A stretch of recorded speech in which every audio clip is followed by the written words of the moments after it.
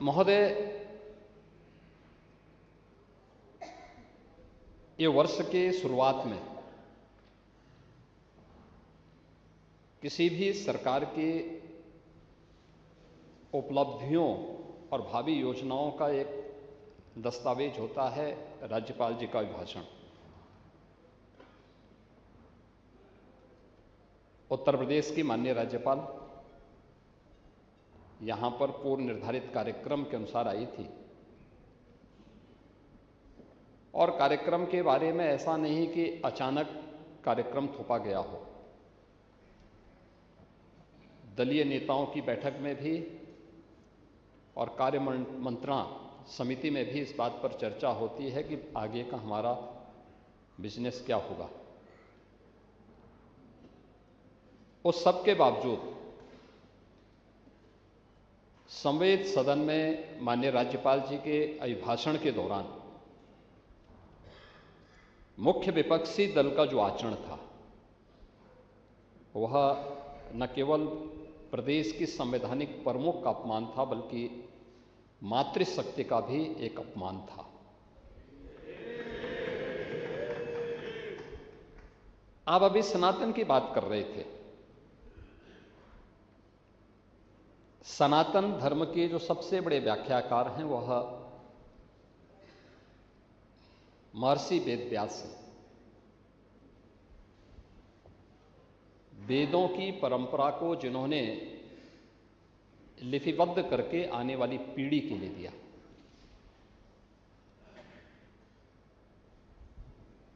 उन्होंने मातृशक्ति की उपमा किस रूप में की है? मैं पांडे जी आपके सामने इसलिए कह रहा हूं, आप एक श्रेष्ठ कुल में पैदा हुए हैं, ब्राह्मण हैं, वयोवृद्ध हैं।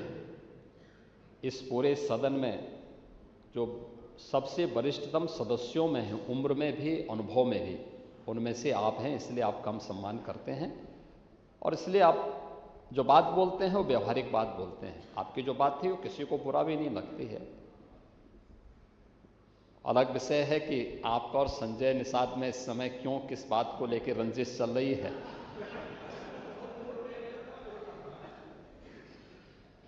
और लगता है कि आपकी पोखरी का भी ठेका करके आ गया लगता है।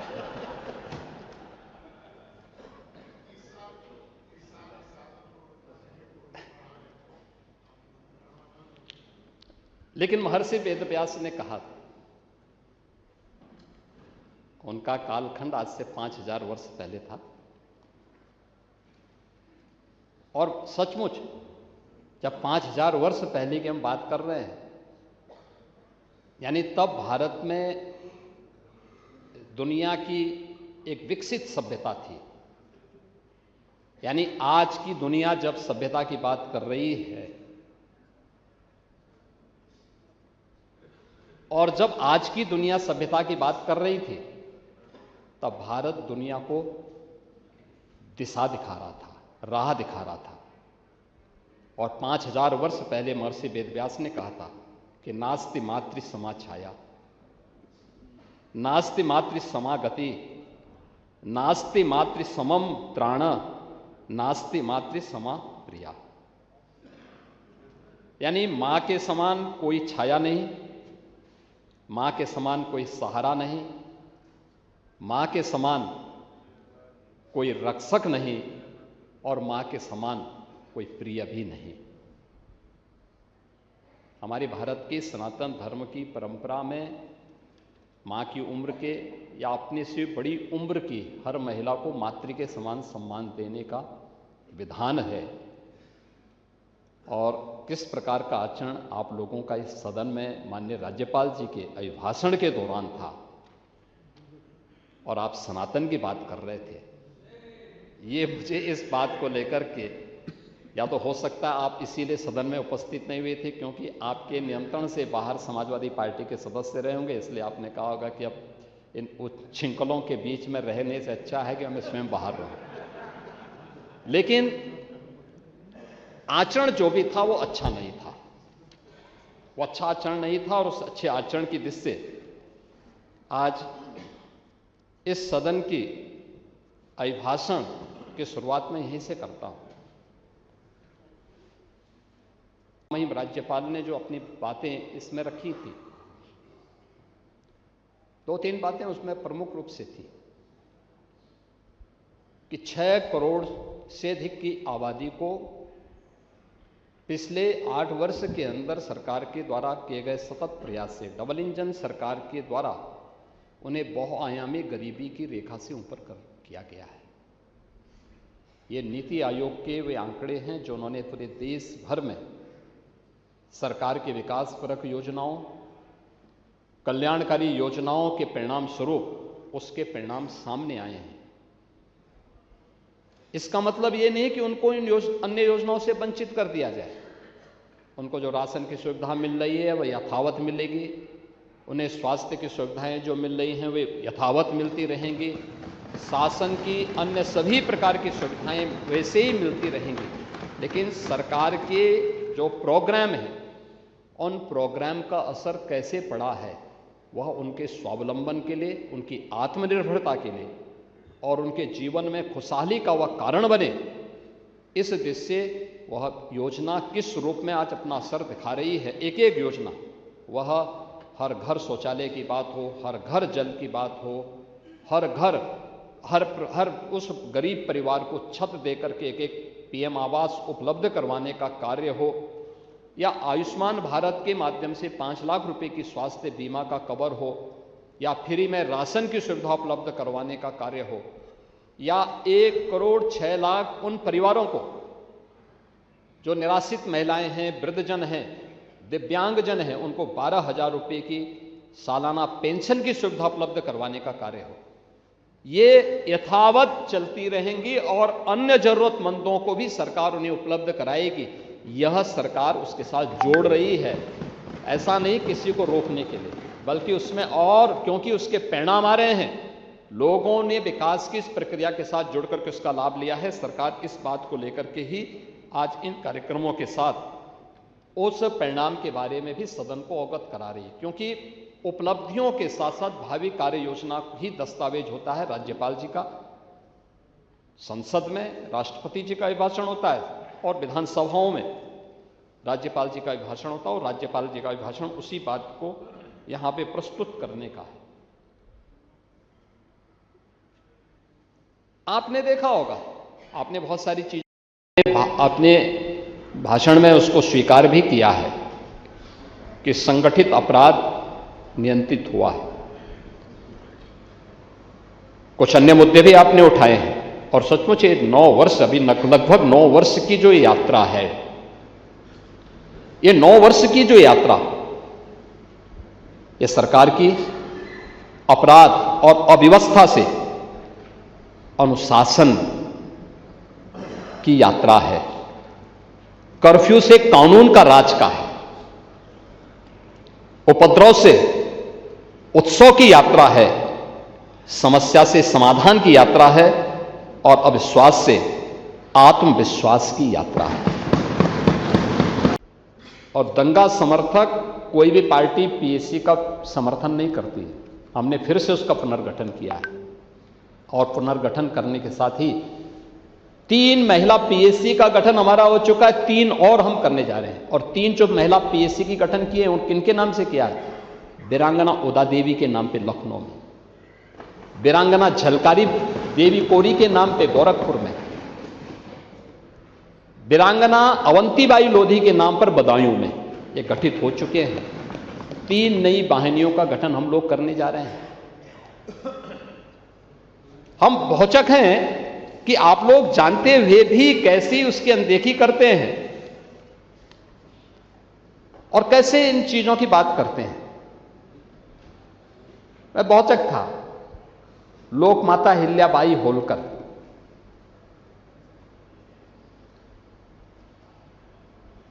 लोकमाता अहिल्याबाई होलकर के 300वीं जयंती के कार्यक्रम को प्रधानमंत्री मोदी जी ने शुभारंभ किया पूरे देश के अंदर।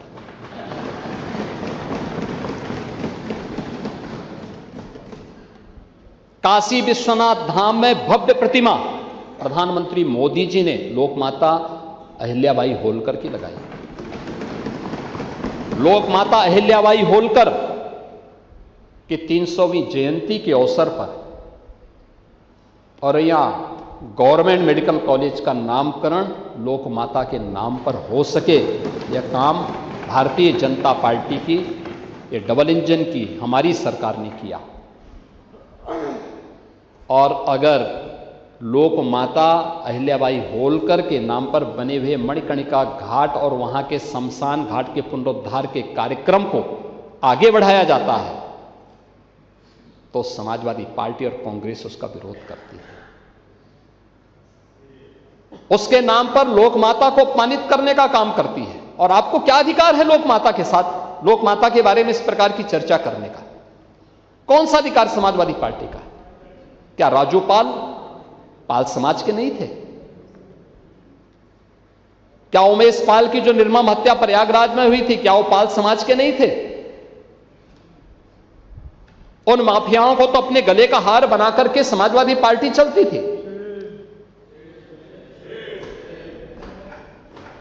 और आज आप अनावश्यक रूप से एक मुद्दे को मुद्दा बना करके समाज में विद्वेष की स्थिति पैदा करना चाहते हैं।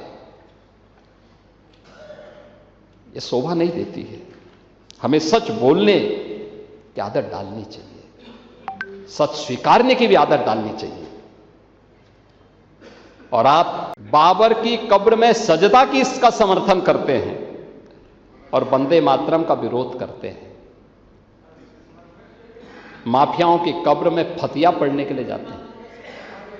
हाँ, कर रहे हैं। आपकी पार्टी के नेता सब बोल रहे हैं। संसद में भी देखो ना, सभी नेता बोल रहे हैं, कांग्रेस के भी और सपा के भी बोल रहे हैं, कह रहे हैं कि वंदे मातरम नहीं गाएंगे, हिंदुस्तान का खाएंगे।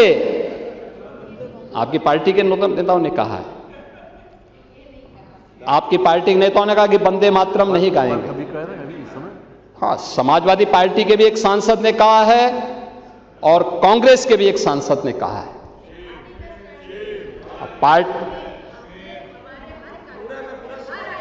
हाँ, अच्छा, धन्यवाद। अगर आप कर रहे हैं तो मैं अभिनंदन करता हूं। वंदे मातरम का पूरा समर्थन पार्टी में ये लागू होना चाहिए। जैसे हम कह सकते हैं कि भारतीय जनता पार्टी के हर कार्यक्रम में वंदे मातरम का कोई अपमान नहीं कर सकता है, ऐसे कांग्रेस को भी डंके की चोट पे कहना चाहिए। और जो व्यक्ति वंदे मातरम का विरोध करता है, कान पकड़ करके उसको धक्का देकर के बाहर करना चाहिए। समाजवादी पार्टी को भी इस बात की घोषणा करनी चाहिए कि राष्ट्रगीत जिसको 150 वर्ष हो रहे हैं, वंदे मातरम का जो विरोध करेगा वो वहीं जाए जहां पर उसको ये विरोध के स्वर दिखाई देते हों। हिंदुस्तान की धरती पे तो नहीं उसको रहने का कोई अधिकार मिलना चाहिए। और मुझे लगता है हर उस भारतीय को इसका वो करना चाहिए।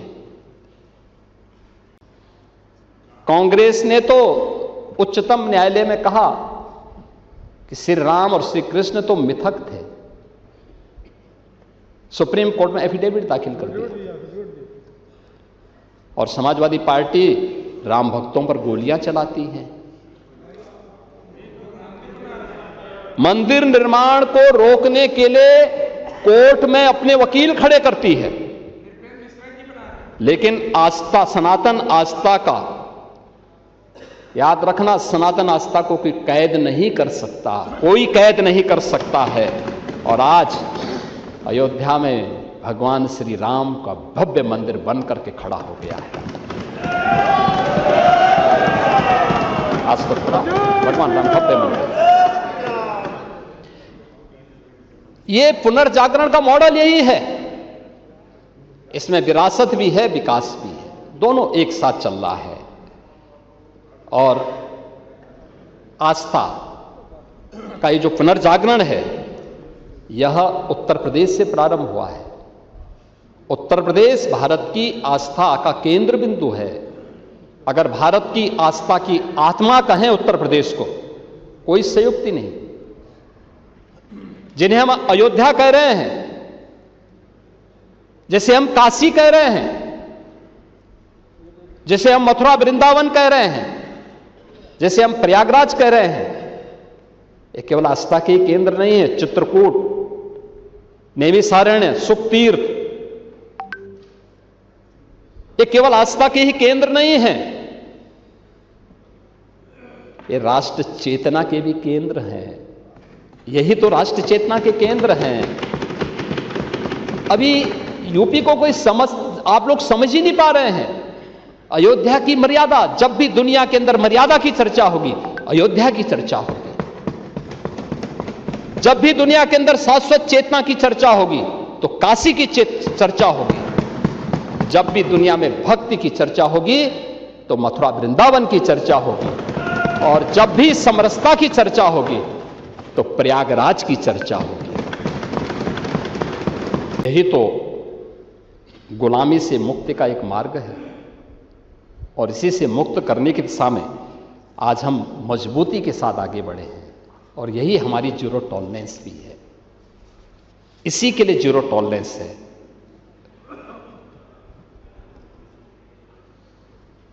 आज प्रयाग हो, काशी हो, मथुरा हो, वृंदावन हो, विंध्याचल हो, चित्रकूट हो, सुखतीर्थ हो, संभल हो, बरेली हो, नैमिषारण्य हो, यानी ये जितने भी तीर्थ स्थल हैं, बौद्ध तीर्थ स्थल हो, जैनी तीर्थ स्थल हो, सिख तीर्थ स्थल हो, या जो भी पौराणिक महत्व से जुड़े हुए, ऐतिहासिक महत्व से जुड़े हुए तीर्थ स्थल हैं, इन तीर्थ स्थलों को आस्था के साथ, राष्ट्रीय चेतना के साथ जोड़ने का जो काम किया गया है, आज उसके परिणाम आए हैं। करोड़ों की संख्या में आज वहां पे श्रद्धालु आता है। आस्था के साथ साथ वहां की अर्थव्यवस्था को भी मजबूती प्रदान करके जाता है। वहां की अर्थव्यवस्था मजबूत होती है। आप प्रयागराज में देखिए ना, मैंने तो पिछली बार महाकुंभ के दौरान सारे आंकड़े यहां सदन के सामने प्रस्तुत किए थे। आप काशी में जाइए ना, आप किसी भी अन्य उस स्थल पर जाइए, एक फूल पत्ती बेचने वाला व्यक्ति, फूल पत्ती बेचने वाला ब्राह्मण नहीं होता, नाव चलाने वाला ब्राह्मण नहीं होता, टैक्सी चलाने वाला व्यक्ति ब्राह्मण नहीं होगा। ब्राह्मण वहां का पुजारी जरूर होगा मंदिर का, लेकिन बाकी इन सभी में लगा हुआ व्यक्ति सर्व समाज का है। उसकी कोई जाति नहीं पूछता, कोई उसका मत नहीं पूछता, कोई उसका मजहब नहीं पूछता, लेकिन उसकी आत्मनिर्भरता और उसके स्वावलंबन का आधार वो धार्मिक स्थल बना हुआ है। और इसको पुनर्जीवित करने का काम, उसकी पुनर्स्थापना का काम यही डबल इंजन की सरकार के द्वारा किया गया है। और उत्तर प्रदेश का जो परसेप्शन बदला है, मुझे याद है महाकुंभ के दौरान पूरे देश भर से श्रद्धालु आए थे। तमिलनाडु से भी कुछ श्रद्धालु आए थे अपने वाहन से। चित्रकूट में उनकी बस खराब हो गई। उनकी समस्या ये थी कि वे हिंदी नहीं जानते थे और चित्रकूट में जिस गांव के पास उनकी बस खराब हुई थी, उस गांव के लोग तमिल नहीं जानते थे। लेकिन इशारे में समझ गए कि बस खराब है।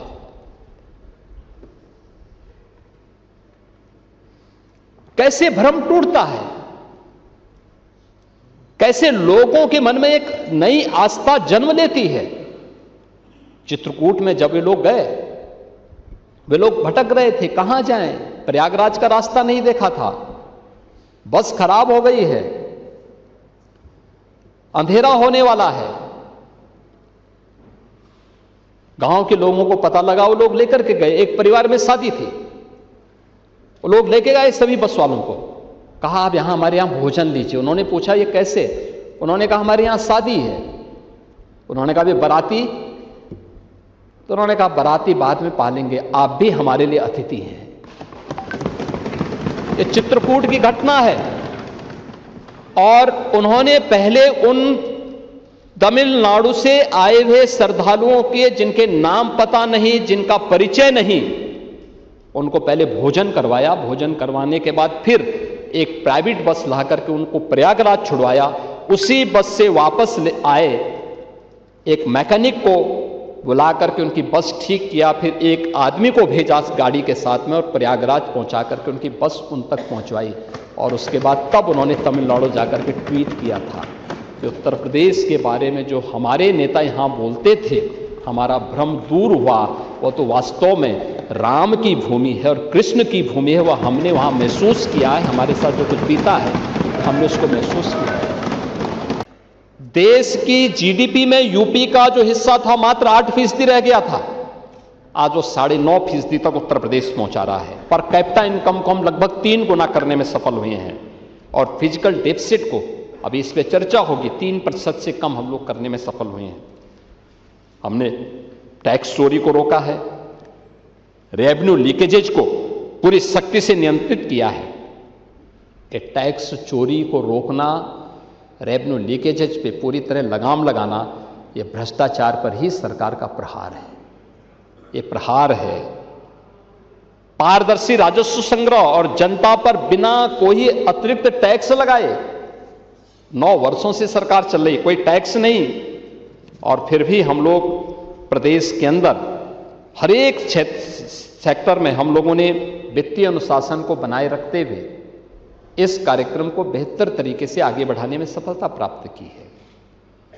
आज यूपी का जो पैसा जमा होता है, आपके समय में 100 में से केवल 43 पैसा यूपी में खर्च होता था, आज 61 से 62 पैसा यूपी के अंदर खर्च हो रहा है। यूपी के अंदर बैंकर्स यहाँ का पैसा बाहर नहीं ले जाएंगे, बल्कि यूपी के अंदर ही ये पैसा खर्च होगा। यह भी मॉडल आज यूपी ने दिया है और अब यूपी के अंदर मजबूत लॉ एंड ऑर्डर की स्थिति, यूपी के अंदर stability, single window system, e governance और डिजिटल कॉम्प्लायंस ने यहां पर यूपी के अंदर एक मजबूत विश्वास न केवल यूपी के नागरिकों में बल्कि बैंकर्स के मन में भी और वैश्विक निवेशकों के मन में भी इसको मजबूती के साथ आगे बढ़ाया है। कृषि को इनकम बेस्ड और वैल्यू एडिशन मॉडल के साथ जोड़ा है। उत्तर प्रदेश में कृषि विकास की दर 8-8.5% से बढ़ा करके अब 18% अकेले उत्तर प्रदेश उसको तय कर रहा है। देश की कुल कृषि योग्य भूमि का मात्र उत्तर प्रदेश के पास 11% भाग है, लेकिन 11% अपने इस भूभाग में देश के अंदर हमारा अन्नदाता किसान 21% खाद्यान्न पैदा कर रहा है। देश के लिए 21% खाद्यान्न। आदरणीय प्रधानमंत्री जी के मार्गदर्शन में अन्नदाता को बीज से बाजार तक और ग्लोबल मार्केट तक उसकी पहुंच हुई है। प्रधानमंत्री किसान सम्मान निधि में अकेले उत्तर प्रदेश के किसानों को अब तक 95,000 करोड़ रुपए की से अधिक की राशि डीबीटी के माध्यम से प्राप्त हुई है। आज अन्नदाता किसानों को उन्नत बीजों, प्राकृतिक खेती, ड्रोन, जलवायु अनुकूल आधुनिक तकनीक सीधे उन्हीं की भाषा में उन्हें उपलब्ध करवाया जा रहा है। कृषि वैज्ञानिकों, स्टार्टअप्स और प्रगतिशील किसानों से व्यवहारिक प्रशिक्षण भी आज प्रदान किया जा रहा है। Drone dosing, FPOs, agri startups और फूड प्रोसेसिंग के माध्यम से फसलों को मूल्यवर्धन किया जा रहा है। और उत्तर प्रदेश ने विश्व बैंक की सहायता से हम लोगों ने यूपी एग्रीज, जो कम उत्पादक क्षेत्र थे, उन क्षेत्रों में हम लोगों ने इसमें किया है, जिसमें UP agriculture growth and rural enterprise ecosystem strengthening project, इस परियोजना के माध्यम से हम लोगों ने इस कार्यक्रम को लगभग 4,000 करोड़ रुपए का है, जिसमें उत्पादकता में वृद्धि, संसाधनों के कुशल उपयोग, कृषि आधारित उद्योगों के विकास और कृषि उत्पादों को गुणवत्ता सुधार पर विशेष बल दिया गया है। उत्तर प्रदेश में लगभग 16 लाख निराश्रित गोवंश को सरकार के संरक्षण में आज संरक्षित किया गया है। 3 प्रकार की स्कीम चल रही हैं और उत्तर प्रदेश पहला राज्य है। प्रति गौवंश 1,500 रुपये हर महीने गाय के लिए उत्तर प्रदेश सरकार उपलब्ध करवाती है। क्लाइमेट स्मार्ट खेती और मिलेट्स का, श्री अन्न का विस्तार भी उत्तर प्रदेश के अंदर तेजी के साथ बढ़ा है। आज उत्तर प्रदेश खाद्यान्न उत्पादन में तो नंबर 1 है ही, दुग्ध उत्पादन में अग्रणी राज्य है, और मत्स्य उत्पादन में भी उत्तर प्रदेश ने दुगनी क्षमता अर्जित की है। एमएसएमई सेक्टर में ये सर्वाधिक रोजगार, कृषि के बाद सर्वाधिक रोजगार देने वाला सेक्टर है यूपी के अंदर। लेकिन एमएसएमई सेक्टर को आपकी सरकार के समय में, समाजवादी पार्टी की सरकार के समय में एक प्रकार से मृतसा कर दिया गया था। एकदम ना उनके पास डिजाइन थी, ना उनके पास टेक्नोलॉजी थी, ना उनकी कोई ब्रांडिंग होती थी, ना गवर्नमेंट से कोई सपोर्ट प्राप्त होता था, और उल्टा इंस्पेक्टर राज के नाते कहीं पॉल्यूशन कंट्रोल बोर्ड के लोग जाते थे, कहीं पे कोई और जाके प्रताड़ित करता था। आज हम लोगों ने उन सबको उससे मुक्त दे करके 1000 दिनों तक कोई भी एमएसएमई यूनिट लगाता है, कोई एनओसी की आवश्यकता नहीं, अपनी यूनिट लगाइए, चलाइए, 1000 दिनों तक औपचारिकताओं को पूर्ण करते रहिए। कहां भेदभाव है? आप कह रहे हैं भेदभाव कर दिया, कहां भेदभाव है? ये भेदभाव है क्या? ये भेदभाव नहीं है, ये तो सबका साथ और सबका विकास यही है। ये 96 लाख एमएसएमई यूनिट में जो 3 करोड़ 96 लाख 3 करोड़ 11 लाख व्यक्ति रोजगार प्राप्त कर रहा है, स्वावलंबन की स्थिति में और आत्मनिर्भरता की दिशा में आगे बढ़ा है, यही है सबका साथ, सबका विकास, सबका विश्वास और सबका प्रयास भी। उन सबका प्रयास होता है तब उत्तर प्रदेश देश की एक अग्रणी अर्थव्यवस्था के रूप में अपने आप को स्थापित करता है, तब उत्तर प्रदेश आगे बढ़ता है। उसी प्रयास के क्रम में आज उत्तर प्रदेश के अंदर सुरक्षा का वातावरण है। मैंने कहा भी था, रूल ऑफ लॉ विकास की गारंटी है, पहली गारंटी है। हर व्यक्ति को सुरक्षा चाहिए और सुरक्षा उसका अधिकार होना चाहिए। किसी भी कीमत पर हम उसको सुरक्षा देंगे, यह सरकार की गारंटी है। कानून के साथ किसी ने खिलवाड़ करने का प्रयास किया तो फिर उसको भी याद होगा कि कानून के साथ खिलवाड़ की कीमत क्या होती है। सरकार इसमें कोई समझौता नहीं कर सकती। उत्तर प्रदेश के 25 करोड़ लोगों के भविष्य के साथ खिलवाड़ करने की छूट नहीं देंगे किसी को भी, और इसलिए सरकार इस बात की गारंटी देती है। परिणाम क्या है? यूपी के अंदर अच्छा इंफ्रास्ट्रक्चर, एक्सप्रेसवे का जाल है, एयर कनेक्टिविटी तेजी के साथ बढ़ी है,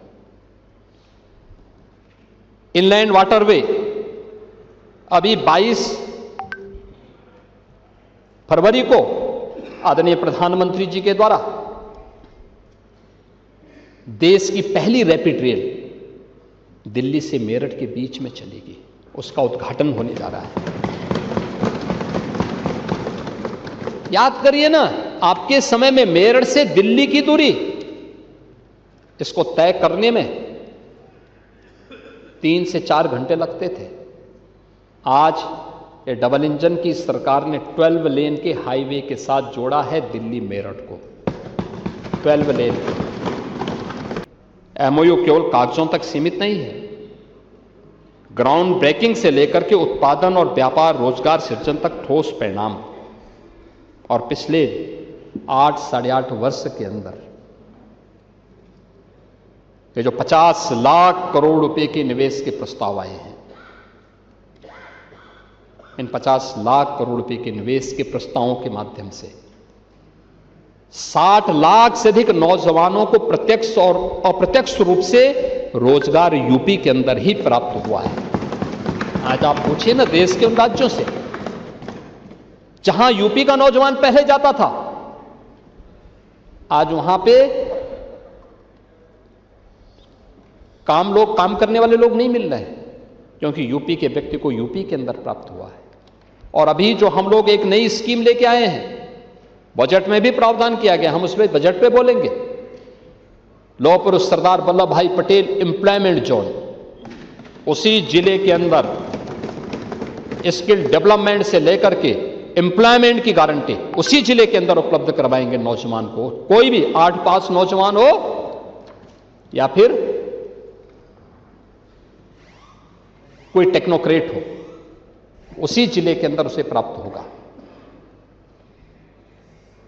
अभी आपके एक विद्वान सहयोगी कह रहे थे, दुर्गा प्रसाद यादव जी कह रहे थे कि